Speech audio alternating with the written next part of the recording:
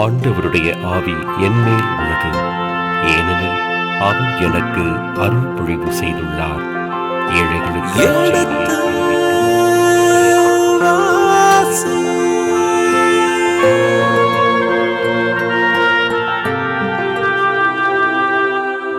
எடுத்து வாசி.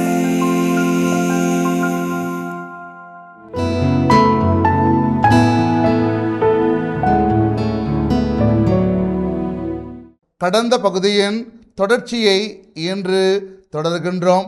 வாருங்கள், இந்த நிகழ்ச்சியை நமக்காக விளக்கங்களோடு தெளிவுபடுத்த இருக்கின்றவர் தந்தை ரேமன் ஜோசப் அவர்களை வரவேற்போம். வணக்கம் தந்தையே. வணக்கம்.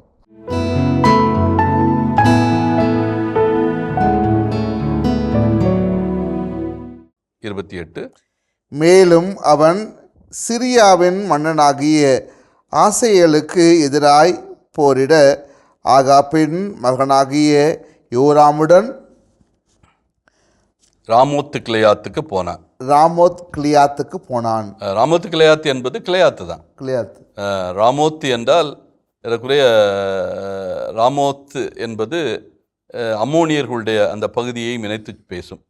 ராமோத் கிளையாத் என்றால் அந்த அம்மோனியர்களுடைய தலைநகரே ராமோத் என்று தான் அழைக்கப்பட்டது. அந்த காலத்தில் அம்மான் என்கிற பெயர் இல்லை, ராமோத் என்று தான் அதனுடைய தலைநகருக்கு பெயர் இருந்தது.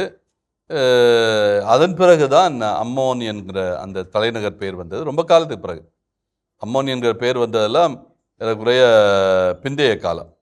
நாடு தான் அம்மோன் என்று அழைக்கப்பட்டது. தலைநகருடைய பெயர் பிற்காலத்து பெயர், அதாவது அது கிறிஸ்து பிறப்பதற்கு பின் வந்த பெயர் தான், அதுக்கு முன்னால் இல்லை. இந்த ராமோத்துக்கு பிறகு வந்த பெயர்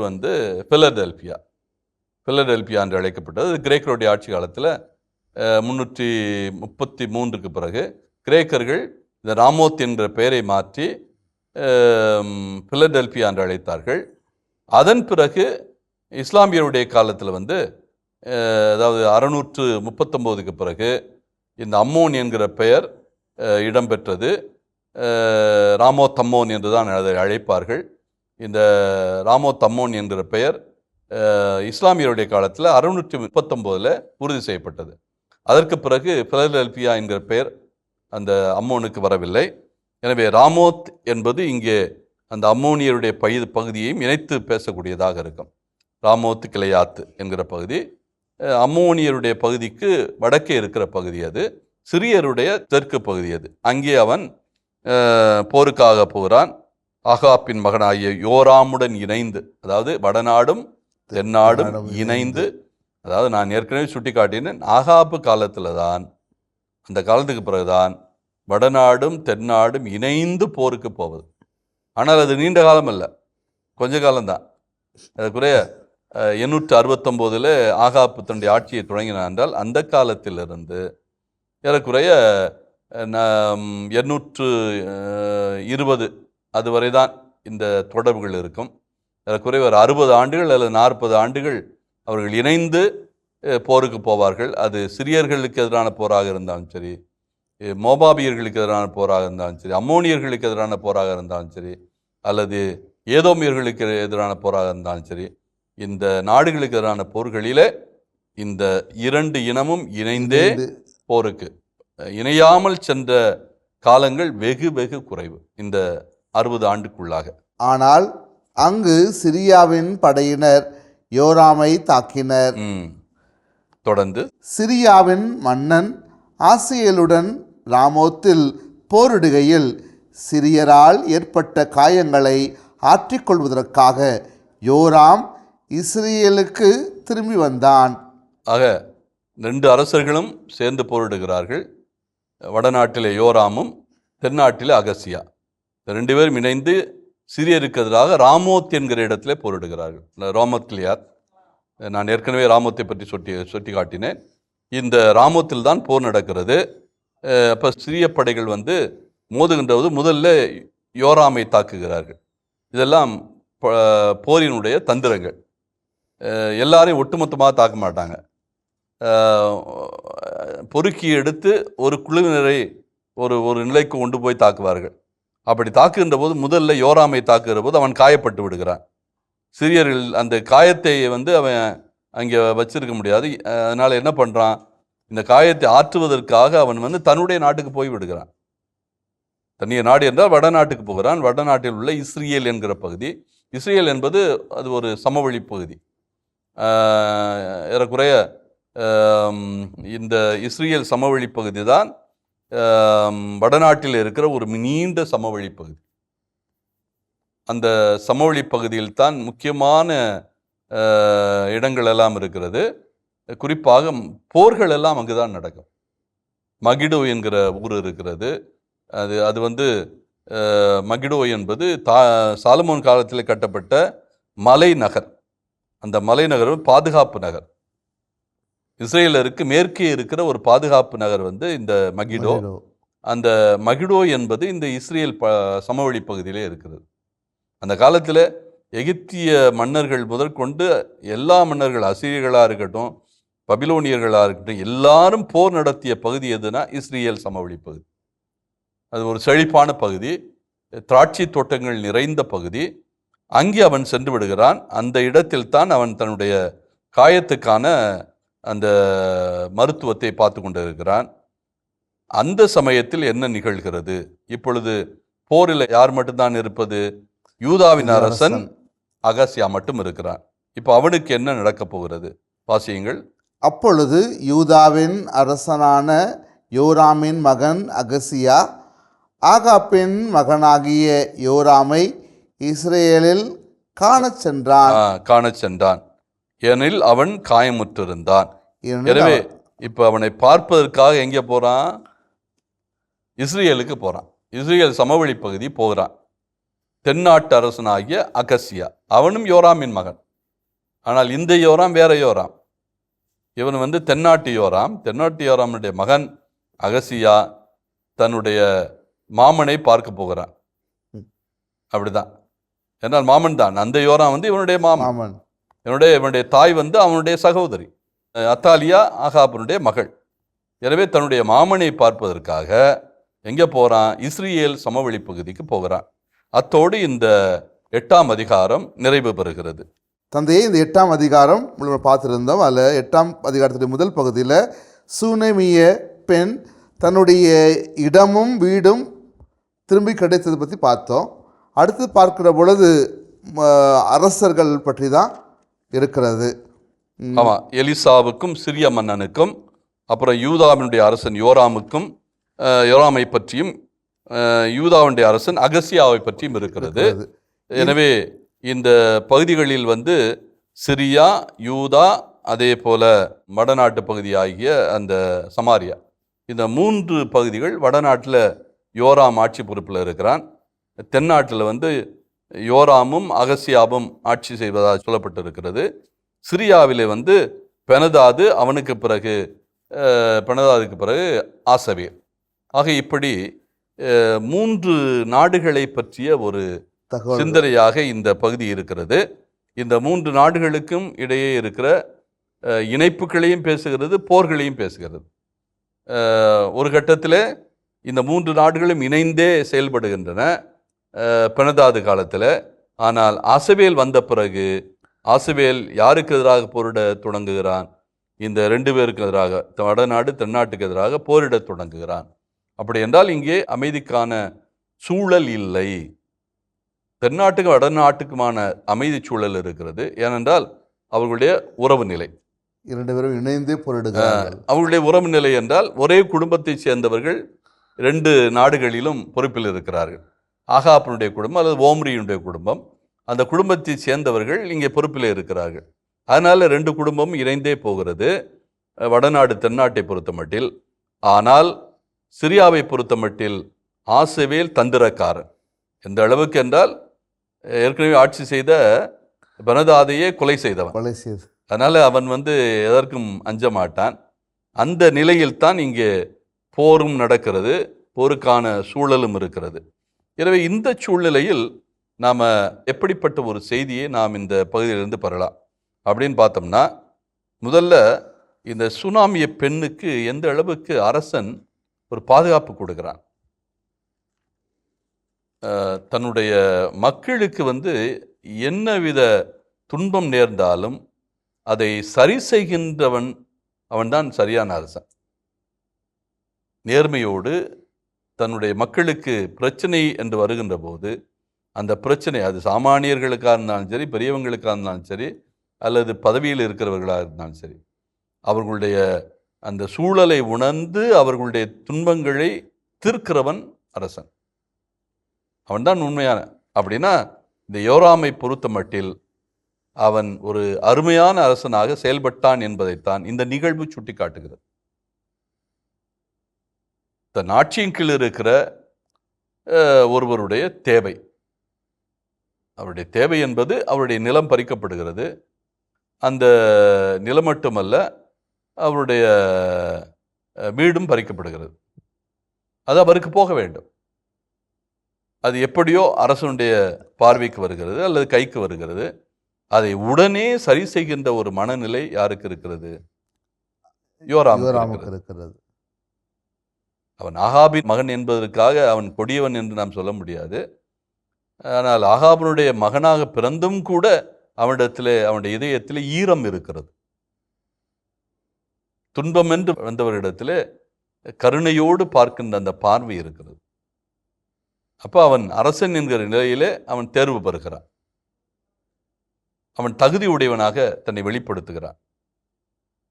ஆனால் அதே சமயத்திலேயே நாம் மற்ற அரசுகளை பார்த்தோம் என்றால் 2 பேரை பற்றியும் நல்ல செய்திகள் இல்லை. அது தென்னாட்டில் இருக்கிற அந்த யோராமாக இருக்கலாம், அவனுடைய மகன் அகாசியா இருக்கலாம். இவர்கள் 2 பேருமே எதை செய்கிறார்கள், என்ன தவறை செய்கிறார்கள்? வடநாட்டு அரசர்கள் செய்த தவறை, அதுவும் இந்த யோராமுடைய வடநாட்டு மன்னன் யோராமுடைய தந்தை ஆகாபு செய்த தவறை, ஆகாபனுடைய மனைவி செய்த தவறை இவர்கள் செய்கிறார்கள். 2 நாடுகளை பற்றிய செய்திகள் வந்தாலும், வடநாடு தென்னாடு பற்றிய செய்திகள் வந்தாலும், இங்கே வடநாட்டில் இருக்கிற மன்னனை பற்றிய உயர்வான செய்தியும் தென்னாட்டில் இருக்கிற மன்னர்களை பற்றிய தாழ்வான செய்தியும் இங்கே சுட்டிக்காட்டப்படுகிறது. இதிலிருந்து தெரிகிறது, இந்த புத்தகம், அரசர்கள் புத்தகம், ஏதோ ஒரு மன்னர்களுடைய சார்பாக போவதாக இல்லை. எப்பொழுதெல்லாம் மன்னர்கள் தவறு செய்தார்களோ அப்பொழுதெல்லாம் தவறை சுட்டி காட்டுகின்ற இந்த டியூட்ரோனாமிக்கல் புக்ஸ் என்று அழைக்கப்படுகிற இந்த பாரம்பரியத்தில் வருவது, அதாவது இணைச்சட்ட மரபு பாரம்பரியத்தில் வருகின்ற இந்த புத்தகங்கள், அதனுடைய தன்மை என்னவென்றால், அவன் அரசனாக இருந்தாலும் சரி, ஆண்டியாக இருந்தாலும் சரி, தவறு தவறுதான் என்று சொல்லக்கூடியவர்கள். இது இணைச்சட்ட மரபு என்பதை விட இறைவாக்கினர் பாரம்பரியத்தில் வருகின்ற மரபு என்றால், இணைச்சட்டத்தை எழுதியவர்களே இறைவாக்கினர்கள் தான். அந்த பார்வை தான் நமக்கு உண்டு. இறைவாக்கினர்களாகிய, குறிப்பாக இறைவாக்கினர்கள்னா யார்னா, ஏசையா காலம் தொட்டு எரேமியா காலம் வரை. ஏசையா தொட்டு எரேமியா காலம் 2 இறைவாக்கினர்கள் தான். அந்த 2 இறைவாக்கினர்களுடைய பாரம்பரியம் என்பது அரசர்கள் தவறு செய்கின்ற போது சுட்டி காட்டுவது. என்றால் அரசர்கள் தவறுகளை திருத்திக் கொள்ள வேண்டும், ஆளுகிறவர்கள் தவறுகளை திருத்திக் கொள்ள வேண்டும். அப்படி திருத்திக் கொள்ளாவிட்டால் நாட்டிற்கு அழிவு. இதை தெளிவாக சொல்லக்கூடியவர்கள். அப்படி யார் யார் நல்லவர்களாக வாழ்ந்தார்களோ அவர்களுடைய குணங்களை உயர்த்தி சொல்லுவதும் அவர்களுடைய தன்மை. யார் யார் தவறு செய்கிறார்களோ அந்த தவறுகளை சுட்டி காட்டுவதும் இந்த இறைவாக்கினர் பாரம்பரியம். இந்த பாரம்பரியத்தில் வந்தவர்கள் தான் இணைச்சட்டத்தை எழுதினார்கள். அந்த இணைச்சட்டத்தை எழுதிய அவர்களுடைய பாரம்பரியத்தில் வருவதால் தான் இந்த 2 பகுதியிலும் ஆண்ட அரசர்களை பற்றிய அவர்கள் செய்த செயல்களை எல்லாம் எடை போட்டு பார்க்கின்ற போது, வடநாட்டு இந்த இணைச்சட்ட மரபுக்கு உள்ளே வராவிட்டாலும், அதாவது இணைச்சட்ட மரபுக்குள் வரவில்லை என்றால் என்ன பொருள் என்றால், அதை எழுதிய ஆசிரியர்கள் தென்னாட்டில் இருக்கிறார்கள். எனவே அவர்கள் தென்னாட்டு மரபுக்குள்ளே தான் சுழன்று கொண்டு இருக்கிறார்கள். எனவே அவர்கள் தென்னாட்டு மரபை சார்ந்தவர்கள் தான் சாதகமாக இருக்க வேண்டி இருக்கும். ஆனால் வடநாட்டு மன்னனாய் யோராமை பற்றி சிறப்பான செய்தியை தருகிறார். ஆனால் தங்களுடைய பாரம்பரியத்தில் இருக்கிற தென்னாட்டு மரபில் இருக்கிற அரசர்களை பற்றிய தவறுகளை சுட்டி காட்ட தயங்கவில்லை. அப்படிதான் நம்ம இந்த 8ஆம் அதிகாரத்தை சிந்தித்து பார்க்க முடிகிறது. நன்றி தந்தையே. அருமையான ஒரு விளக்கங்களோடு இந்த 8ஆம் அதிகாரத்தை நிறைவு செய்கின்றோம். நன்றி தந்தையே. நன்றி, வணக்கம். அரசர்கள் 2ஆம் நூல் அதிகாரம் 8. எலிசா தாம் உயிர்ப்பித்து கொடுத்த சிறுவனின் தாயான பெண்ணை நோக்கி, நீயும் உன் குடும்பத்தினரும் இவ்விடத்தை விட்டு புறப்பட்டு உங்களுக்கு வசதியான வேறொரு இடத்தில் தங்கியிருங்கள். ஏனெனில் ஆண்டவர் பஞ்சத்தை வருவித்துள்ளார். அது நாட்டில் 7 ஆண்டுகள் நிலைத்திருக்கும் என்றார். எனவே அப்பெண் எழுந்து கடவுளின் அடியவர் வாக்கின்படி செய்தார். அவரும் அவருடைய குடும்பத்தினரும் புறப்பட்டு பெலிஸ்தியர் நாட்டுக்கு சென்று அங்கு 7 ஆண்டுகள் தங்கியிருந்தனர். 7 ஆண்டுகள் கடந்த பின் அந்த பெண் பெலிஸ்தியர் நாட்டினின்று திரும்பி வந்து தம் வீடும் நிலங்களும் தமக்கு கிடைக்கும் பொருட்டு அரசனிடம் முறையிடச் சென்றார். அப்பொழுது அரசனும் கடவுளின் அடியவருக்கு பணிவிடை செய்து வந்த கேகசியிடம், எலிசா புரிந்துள்ள அரும்பெரும் செயல்களையெல்லாம் எனக்கு சொல்லும் என்று கேட்டு உரையாடி கொண்டிருந்தான். அவனும் இறந்தவனை எலிசா உயிர்ப்பித்துக் கொடுத்த நிகழ்ச்சியை அரசனுக்கு எடுத்து கூறி கொண்டிருந்தான். உயிர்ப்பிக்கப்பட்ட அதே சிறுவனின் தாய் அப்பொழுது அரசன் முன் வந்து தம் வீட்டையும் நிலங்களையும் முன்னிட்டு அரசனிடம் முறையிட்டார். அப்பொழுது கேகசி, அரசே, என் தலைவரே, இவள்தான் அந்த பெண். இவள் மகனாகிய இவனைத்தான் எலிசா உயிர்ப்பித்தார் என்றான். அரசன் அந்த பெண்ணிடம் அதை பற்றி வினவ அவரும் நடந்ததையெல்லாம் அவனுக்கு சொன்னார். அப்பொழுது அரசன் ஓர் அலுவலனை அழைத்து அவளுடைய உடைமைகள் எல்லாவற்றையும் அவளுக்கு திருப்பி கொடுத்துவிடு. மேலும் அவள் நாட்டை விட்டு சென்ற நாள் முதல் இன்று வரை அவளுடைய நிலங்களிலிருந்து கிடைத்த வருவாயையும் அவளுக்கு கொடுத்துவிடு என்று கட்டளையிட்டான். எலிசா தமஸ்கு நகருக்கு வந்தபோது சிரியா மன்னன் பெனதாது நோயுற்றிருந்தான். கடவுளின் அடியவர் இங்கு வந்திருக்கிறார் என்று அவனுக்கு தெரிவிக்கப்பட்டது. அந்த மன்னன் அசாவேலிடம், கையோடு ஓர் அன்பளிப்பு எடுத்துக்கொண்டு கடவுளின் அடியவரை சந்திக்கச் செல். நான் என் நோயினின்று நலம் பெறுவேனா என்று அவர் மூலம் ஆண்டவரிடம் கேட்டறிந்து வா என்றான். எனவே அவன் தமஸ்குவில் கிடைக்கக்கூடிய எல்லாவிதமான அரும்பொருள்களையும் 40 ஒட்டகச் சுமை அளவு கையோடு அன்பளிப்பாக எடுத்துக்கொண்டு சென்றான். அவர் முன் வந்து நின்று அவன் அவரை நோக்கி, நான் இந்நோயினின்று நலம் பெறுவேனா என்று கேட்குமாறு சிரியாவின் மன்னனும் உம் புதல்வனுமான பெனதாது உம்மிடம் என்னை அனுப்பியுள்ளார் என்றான். எலிசா மறுமொழியாக, நீ போய் நீர் நலமடைவது உறுதி என்று சொல். ஆனால் அவன் செத்துப்போவது திண்ணம் என்று ஆண்டவர் எனக்கு வெளிப்படுத்தினார் என்றார். பிறகு கடவுளின் அடியவர் அசாவேலின் முகத்தை அவன் வெட்கமுறும் அளவுக்கு வைத்த கண் வாங்காமல் உற்று பார்த்து அழுதார். அசாவேல் அவரை நோக்கி, என் தலைவரே, நீர் அழுவது ஏன் என்று கேட்டான். அதற்கு அவர், நீ இஸ்ரேல் மக்களுக்கு செய்யவிருக்கிற தீமைகளை நான் அறிவேன். அவர்களின் கோட்டைகளை தீக்கிரையாக்குவாய், அவர்களுடைய இளைஞர்களை வாளுக்கு இரையாக்குவாய், அவர்களுடைய சிறு குழந்தைகளை தரையில் மோதி கொல்வாய், அவர்களுடைய கருவுற்ற பெண்களின் வயிற்றை குத்தி கிழிப்பாய் என்றார். அசாவேல் அவரை நோக்கி, நாயினும் இழிந்தவன் அடியேன், இவ்வளவு கேவலமான செயலை நான் செய்வேனா என்றான். அதற்கு எலிசா, நீ சிரியாவின் மன்னனாகப் போகின்றாய் என்று ஆண்டவர் எனக்கு வெளிப்படுத்தியிருக்கிறார் என்றார். அசாவேல் எலிசாவிடமிருந்து விடை பெற்று தன் தலைவனிடம் திரும்பிச் சென்றான். மன்னன் அவனை நோக்கி, எலிசா உன்னிடம் என்ன சொன்னார் என்று கேட்டான். அதற்கு அசாவேல், நீர் நலமடைவது உறுதி என்று அவர் எனக்கு சொன்னார் என்றான். மறுநாள் அசாவேல் ஒரு போர்வையை எடுத்து தண்ணீரில் நனைத்து மன்னன் முகத்தை மூட அவன் இறந்து போனான். அசாவேல் அவனுக்கு பதிலாக அரசனானான். இஸ்ரேல் அரசன் ஆகாபின் மகன் யோராம் ஆட்சியேற்ற 5ஆம் ஆண்டில் யூதாவின் அரசன் யோசபாத்தின் மகன் யோராம் யூதா நாட்டின் அரசனானான். அவன் தன் 32ஆம் வயதில் அரசனாகி 8 ஆண்டுகள் எருசலேமில் ஆட்சி புரிந்தான். அவன் ஆகாபின் மகளை மணந்தவன்.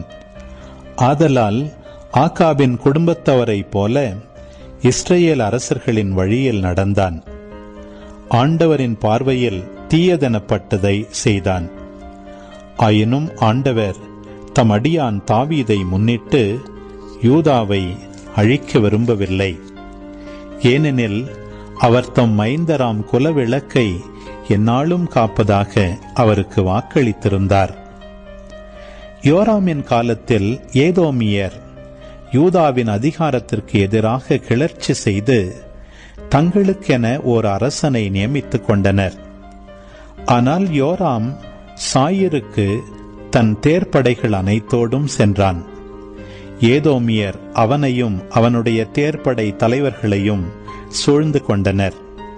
அவன் இரவில் எழுந்து ஏதோமியரை வெட்டி வீழ்த்தினார். மக்கள் தம் தம் கூடாரத்திற்கு தப்பி ஓடினர். எனவே இந்நாள் வரை ஏதோமியர் யூதாவின் அதிகாரத்திற்கு எதிராக கிளர்ச்சி செய்து கொண்டே இருக்கின்றனர். அதே காலத்தில் லிப்னாவும் கிளர்ச்சி செய்தது. யோராமின் பிற செயல்களும் அவன் செய்தவை யாவும் யூதா அரசர்களின் குறிப்பேட்டில் எழுதப்பட்டுள்ளன அல்லவா?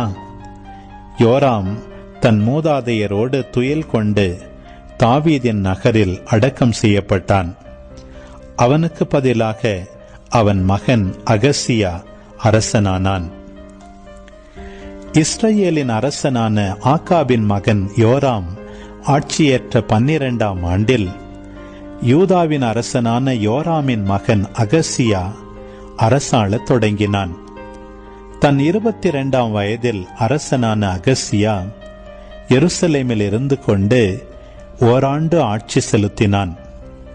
இஸ்ரேல் அரசன் ஓம்ரியின் பேத்தியான அத்தலியா என்பவளே அவன் தாய். அவன் ஆகாபு வீட்டு மருமகனாதலின் ஆகாபு குடும்பத்தவரை போல நடந்து ஆண்டவரின் பார்வையில் தீயதெனப்பட்டதை செய்தான். மேலும் சிரியாவின் மன்னன் அசாவேலுக்கு எதிராய் போரிட ஆகாபின் மகன் யோராமுடன் ராமோத்து கிளையாதுக்கு போனான். ஆனால் அங்கு சிரியா படையினர் யோராமை தாக்கினர். சிரியாவின் மன்னன் அசாவேலுடன் ராமோத்தில் போரிடுகையில் சிரியரால் ஏற்பட்ட காயங்களை ஆற்றிக்கொள்வதற்காக யோராம் இஸ்ரேலுக்கு திரும்பி வந்தான். அப்பொழுது யூதாவின் அரசனான யோராமின் மகன் அகசியா ஆகாபின் மகனும் காயமுற்றிருந்தவனுமான யோராமை இஸ்ரேலில் காணச் சென்றான்.